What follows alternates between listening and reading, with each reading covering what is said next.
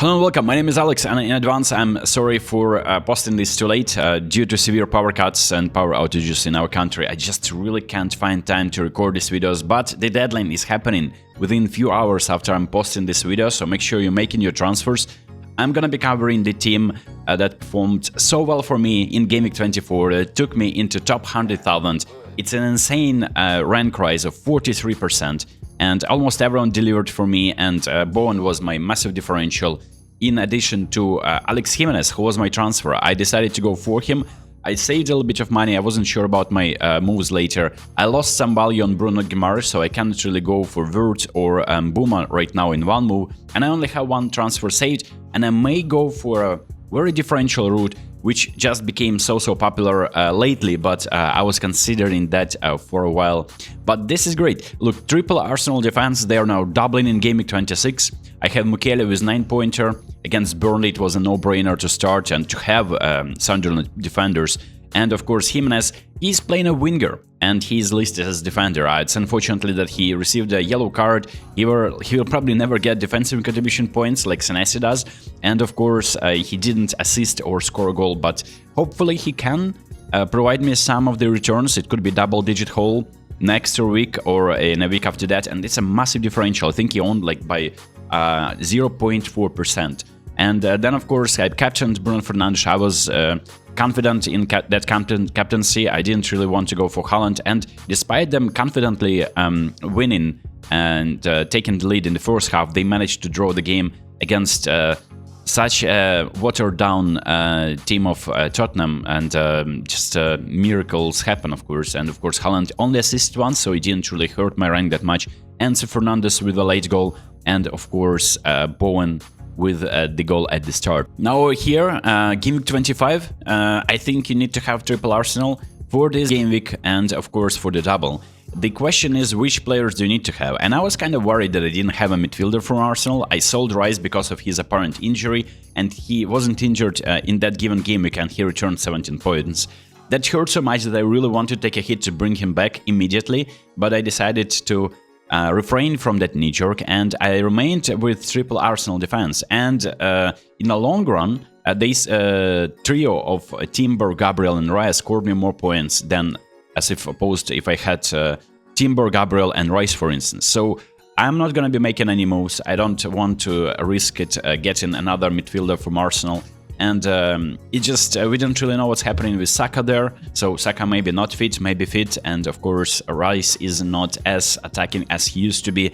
He may score, now that I said that, he may score against Sunderland and return another double-digit haul. But I feel like now that I have security and peace of mind, having 3 Arsenal players for double game week, I think I'm gonna be focusing on players from Liverpool and from Manchester United. And maybe a cheeky differential as well, because a certain team that is struggling right now, just because they sold all of the key players, and there was a problem with Mateta as well, and apparently he's still staying at the club, that is Crystal Palace, are gonna be getting a very interesting run of fixtures. So it's not like they are projected to score a lot of goals. I'm not sure if I'm gonna be bringing in Ismaila Sarr, who is on penalties as it stands for Crystal Palace. If Mateta is starting, of course, he may just steal those penalties from him. But nonetheless, this is the Rob T FPL alongside with Follow Analytics, and he is projecting here. If you have Gyökeres, could be a massive differential, of course. Haaland is expected to score against Liverpool, and so around the same odds are for Calvert-Lewin against Nottingham Forest, who have a little bit of injury concerns in their squads, and Walter Mad against Brentford. He may score if he starts, of course, now that Gordon is apparently ruled out. And then it's Mbeumo, whom I don't have, and I'm worried about his ownership, that he's gonna be hurting me a lot because I expect a lot of goals in that game against Tottenham at home. Mo Salah is expected to score as well against Man City, so it could be like the markets project that this could be a high-scoring game. And then, of course, in terms of the actual goals, it's Arsenal who are leading the way, so if you have an Arsenal attacker, you may be in for a treat. Or if you have a defender who is very attacking, like Julian Timber, who is pictured here, he may deliver an assist because he was due, he was so unlucky.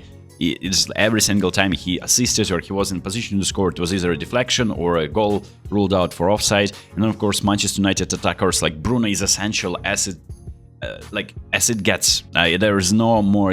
I think he is more essential than Haaland even during this round of fixtures. Then Chelsea playing against Wolves, but they're playing away, so I'm not really worried about Joe Pedro, even though he came on as a sub in the second half and did damage to my rank as well. And then of course Ekitike, another striker that I sold, and he started delivering. For Newcastle, I still have Bruno Guimaraes, and I'm not sure if I really need to sell him. If he's deemed fit for this game, I may start him. And of course another player that isn't delivering lately is Morgan Rogers. He's playing against Bournemouth away, and they didn't manage to score a single goal against Brentford, who also were playing with 10 men at some point in the game.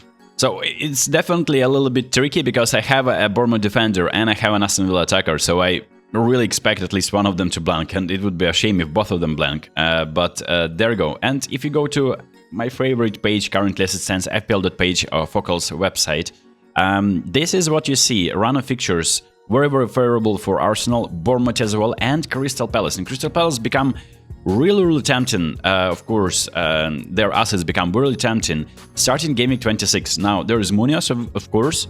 They will probably keep a clean sheet against Burnley. And then it's followed by Wolves, and both games are at home. So I may just even take a hit to get Munoz.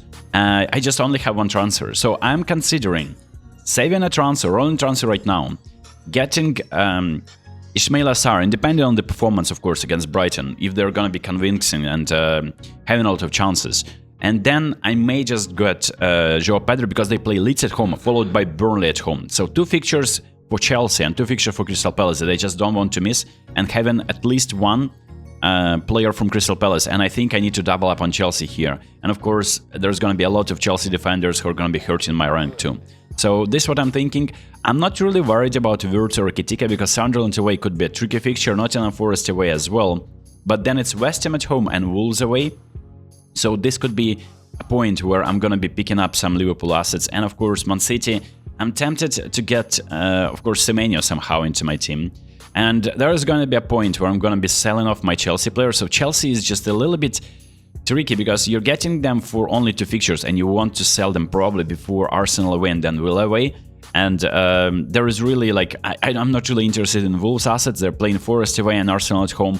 There can be a Mane striker, cheap differential, but I'm not really interested in that, because I don't really have transfers to get a player that's not going to be really starting for me against Crystal Palace or Villa.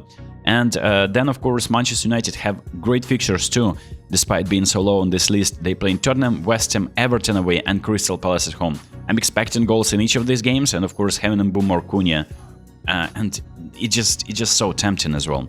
But in terms of West Ham, I have Bowen, and I'm not really sure if I need to sell him. He's playing Burnley away, so I'm keeping him for this fixture for sure. And I'm starting him. Playing Manchester United at home, it could be a very fun game as well. A lot of goals scored, and Bowen could be involved. They're playing Bournemouth then. And after Bournemouth game, I can easily sell him for someone like, I don't know, maybe Ekitike as well. Because they start to get the home fixtures, and in home fixtures, that's where Wirtz and Ekitike are shining the most. And this could be the plan. And before that, I need to save up some money. And the plan is, of course, to get Ismail Assar for one of my midfielders and thus save money. So here's how my team is looking like. Reyes in goal, then Julian Timber, Gabriel, and Alex Jimenez are my trio of defenders. Unfortunately, if Gabriel or Timber, and Timber wasn't even spotted during the training, are either rotated or not deemed fit for the game, Mukiele will be coming in. I don't really have the depth on my bench, and Mukiele doesn't have a good fixture anymore. Well, he may get the defensive contribution points, but they're getting thrashed 5-0. I'm probably getting a minus points from Mukiele then. In the midfield, as it stands, I decided to bench Morgan Rogers, and my 4 midfielders are Wilson against Everton, Bruno Fernandes is the captain against Tottenham, then it's Enzo Fernandez and Bruno Guimaraes, and it feels like Eddie Howe said that he may be fit to play the game. They're expecting him to recover, and it's just Brentford at home. I feel like there could be some goals for Newcastle in this one.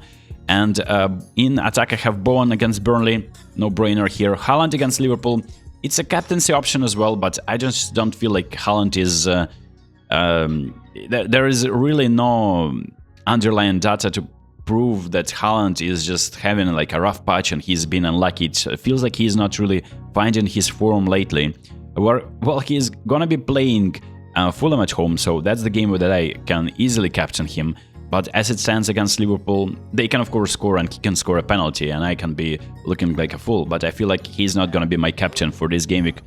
Just like in the previous game week, my captain is Bruno Fernandes and Thiago against Newcastle. Look, Thiago didn't score against Villa, but they managed to win a game away at Villa, who are actually in the contention for the Champions League places. So that was a really unexpected result. And now that they're playing against Newcastle, who didn't look good in the cup game as well, and of course there was a little bit of rotation, but I'm not sure if Newcastle will be capable to keep a clean sheet. And if Thiago is scoring, then he is my differential. I think he is getting sold right now, and it's so funny with Thiago. He scores a 17-pointer, everyone is buying him, and then he blanks for 2 game weeks, and everyone is selling him, and it just happens like in circles, like a vicious circle. So there you go. This is my team. Rodgers in on the bench as it stands because I just don't want to play him against Alex Jimenez. I may just reconsider that. And I think I'm not going to be buying Ismail Assar right now. And my goal is probably to improve my midfield with 2 transfers in the next game week. And I hope you have this game week. I hope you have a lot of points and beat your competition.